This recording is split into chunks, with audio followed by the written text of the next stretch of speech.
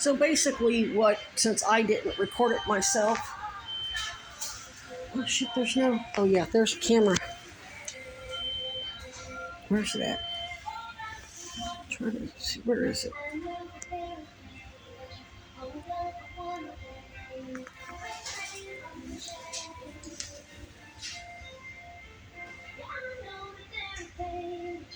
There's a camera right there.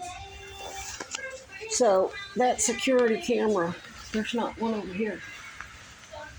Not like you really need any audio or video of it. I mean, you got enough. You'll be able to read my lips. You probably won't be able to read his because he was facing the other direction. But Sean was basically telling me, he says, oh, you can put it over there behind McDonald's. They're not going to say shit. They're not going to care. And it was a setup.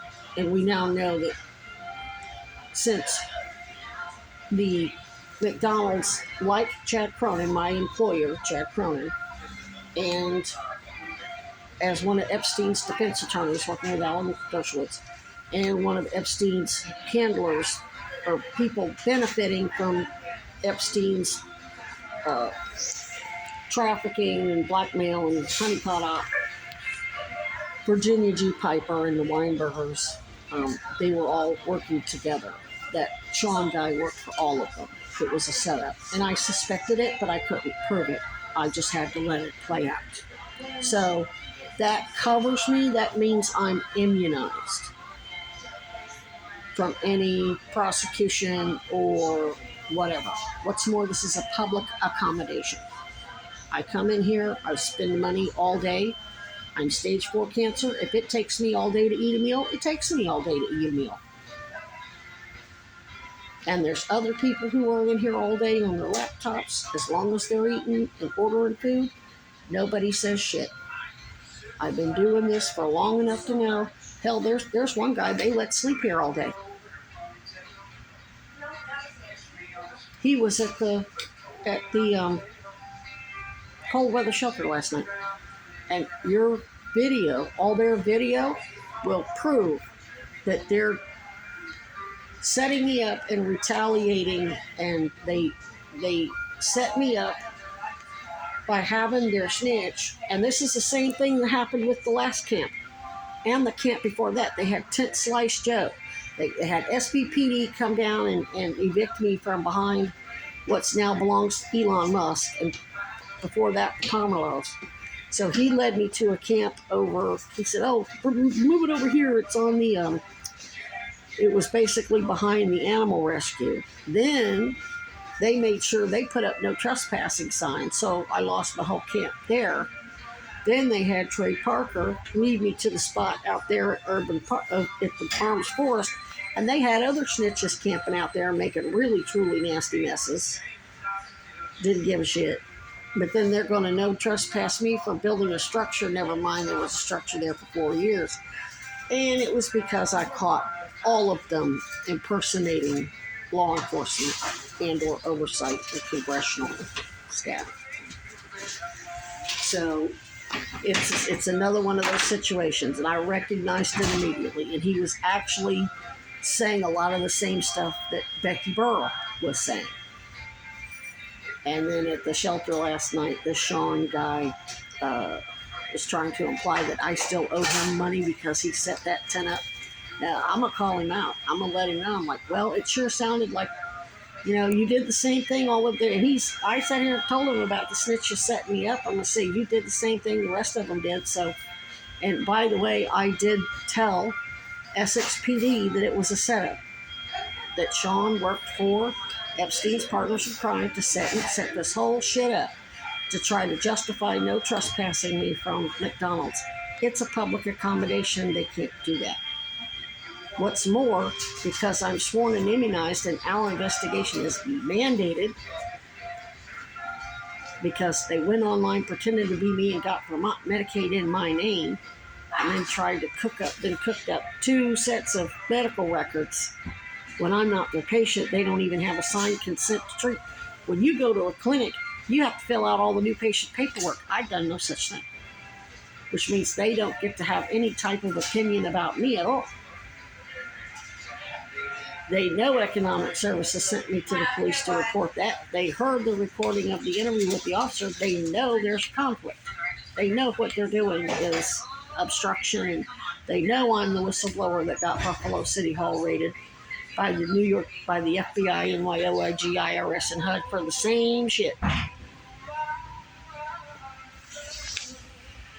So anyway, that's basically how that went down.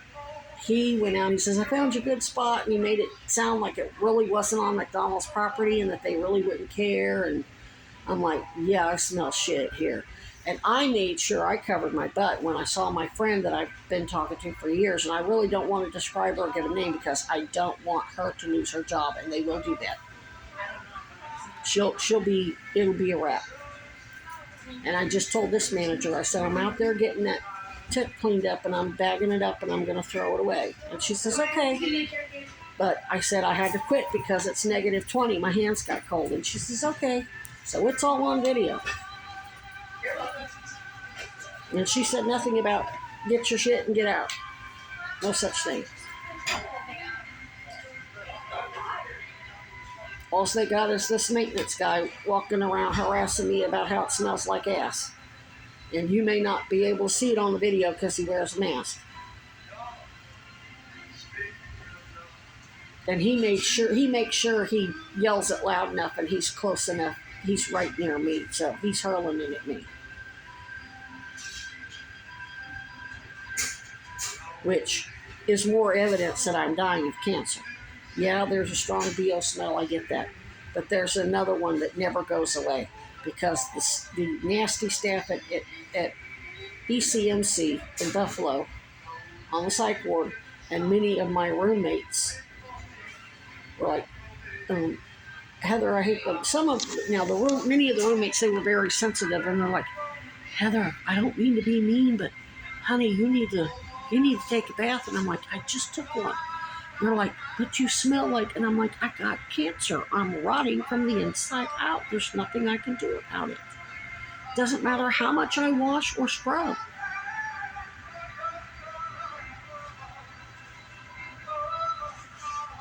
And it isn't just that, because the cancer's rotting out my lungs and my dental plate I can swish with baking soda and water, but that only lasts for so long. Then the breath, it's MRSA. I have MRSA with the cancer. Cancer causes infection and abscesses and rotting flesh.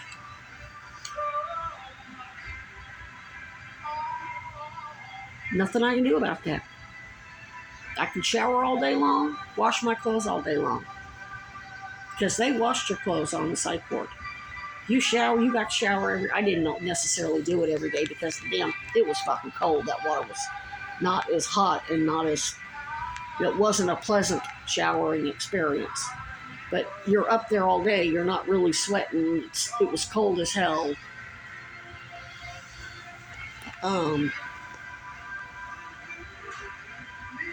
So, anyway, I don't know what to tell you. If you all want me to stay here, and because today was a great example of why it doesn't matter, even if Sarah George's victims advocates went ahead and set up secure comms and got me a hotel room, there's still going to be plenty of fuckery to go around.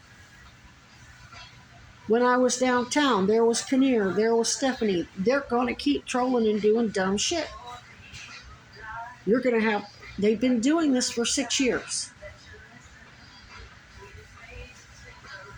To the point that they've released a bioweapon that is now affecting probably humans and wildlife worldwide. How much more collateral damage does there have to be?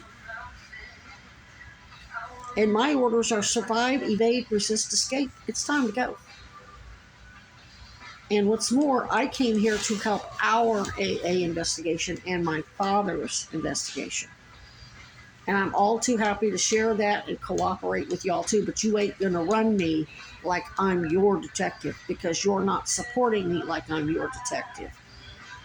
$100 here, $150 there, a few dollars here. You're not giving me my cancer meds. And you're ultimately, I mean, I understand what you're doing and how you're doing it. It's a brilliant, brilliant clandestine. It's brilliant the way you're doing it. But no matter how smart you are, they're 10 times more grimy. I don't think it's ever anything to brag about with all the collateral damage that has happened. Only here in Vermont. I mean, collateral damage directly related to me. With raccoons and entire families poisoned and tortured to death.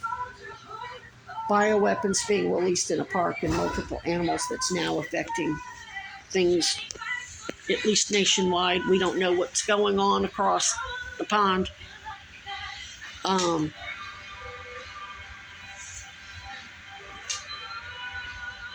Many people dead. My job is to limit collateral damage and to avoid it. Just like Brad Pitt in the movie Spy Game. Nothing pissed him off more than collateral damage. So if I let them keep killing me, and that's what they're doing, and they're doing it by making sure I have no place to rest, that I'm on my feet all day, and they're making sure I go into renal failure. And thus, when your undercovers were watching me the other day and I was shaking my arm and holding my arm up, that was from cardiac arrest. That wasn't neuropathy. I was going into cardiac arrest because of all the fluid on my chest and lungs. And the only thing that's going to fix it is me getting flat. I have to get off my fucking feet. And I have to stay off for quite some time. So, motherfucker's still trolling.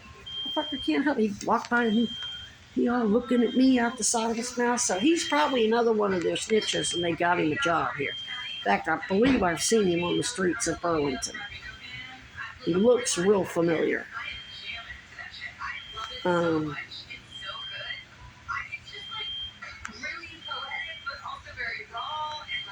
I'm sure with him being from an immigrant, I'm sure he's willing to do anything to stay here and make sure he's got a job for his family. No shade to him. Clearly he hasn't had any sensitivity training by McDonald's. Because I tell you what, if I had me or anybody that I work with at McDonald's had done what he's been doing, there'd have been hell to pay. It's one thing when you're discriminating against each other as employees. It's another to talk nasty, grimy shit, ADA violating, and ultimately it's rape because he's a male and I'm female and he's attacking me because I am a female, rotting from the inside out. That's Title IX rape. Well, maybe not Title IX. Yeah, yes it is because of the ongoing, well, actually, another thing I need to note, Miguel Ramos, was it Ramos or Romano? I think it was Romano in EEOC. Guess who else is an investigator at EEOC in Phoenix? Virginia G. Piper. So I'm sure she took the case to make sure it went absolutely nowhere to cover not only her ass and her discrimination, but Chad's too. Never mind, she was still snitching Chad out. I got her people on record saying that how abusive it was for Chad to have made all that money and not paid me a dime. Chad don't know that, though. Her people are also on record snitching out the Kennedys for a lot of shit that I'm not going to talk about. Which, it didn't matter. Dad already told me about that, but, you know, these people stick together, but they always throw each other under the bus, So I guess my plan is, I haven't gone ahead and letting that person get me a bus ticket yet because I don't have a lot of cash. And I don't want to get on a bus without money to eat. And I really do want to get a clean change of clothes and scrub up as much as I can. I don't want to get on that bus reeking to high heaven and just make everybody miserable. I'm going to do the best I can to smell as good as I can. And then once I get paid this week, I don't know exactly how far out they're going to get. I don't know if they're willing to buy the ticket for the next day or maybe within a week. I don't know what they're going to be doing, but the temperatures aren't going to get much better than they are now, and I'm not going to keep letting them set me up. I'm not going to keep spending hundreds of dollars on gear that I can't carry around all day and then just have to keep pitching it in the... Thank God I didn't buy any of that stuff. The sleeping bags got to go in the trash. The blankets, the tent, everything just has to go in the trash. I can't carry it around in the shape that I'm in. I'm in the shape that I'm in because I carried it around. So I appreciate the brilliant effort you're putting into your investigation, but my body is failing me, and I'm under orders to not die. And if I have to leave to not die, so that they don't then have probable cause to kill all my relatives, they've already killed 4 or 5, and kill my father, then I gotta go. We don't have any, we're going to stick together as a family. I'm not going to just let them slaughter my whole family, slaughter me and my whole family. Sorry. And if that offends you, then maybe reevaluate your priorities.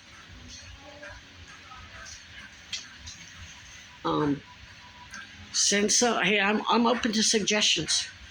You got plenty of good people down there on the street that know how to tell me what I need to know without anybody knowing. So if y'all got any suggestions about where I can set up here in Essex and have a place to at least store, have a couple of bags and have a tent that easily pops up, and a good sub-zero sleeping bag, and a cot that folds out real easy, and I can easily just store them up in their bags and hide them in some bushes somewhere, and then set them up each. It's like a fishing tent. That takes you, if you watch old Steve Wallace, it takes less than 5 minutes to pop up that fishing tent. You basically just let it fold out, and you don't have to insert any rods or structure support. It all kind of folds up wonky, and then you get inside and you push the thing up, and it's got a stove jack, which I probably wouldn't even need a stove. I could use the same thing I've always been using, the alcohol burners that I can make my damn self. But I gotta have a cot, I gotta be up off the ground, and I gotta have a damn good sleeping bag in these tents. And all that stuff could easily be taken down when I'm gone. But I would have to have a spot where I could set it up and be there for 3 days at a time and not move, in order to lose all of this fluid. And I'd have to be able to do that on a regular basis, or this is what happens. And they knew that. I remember when I was going to the emergency shelter at Turning Point, they saw how bad my legs looked. In fact, I remember my legs looked so bad while I was at Travel Lodge, I could barely get off the bus to walk up the steps, and everybody was yelling, Heather, what the...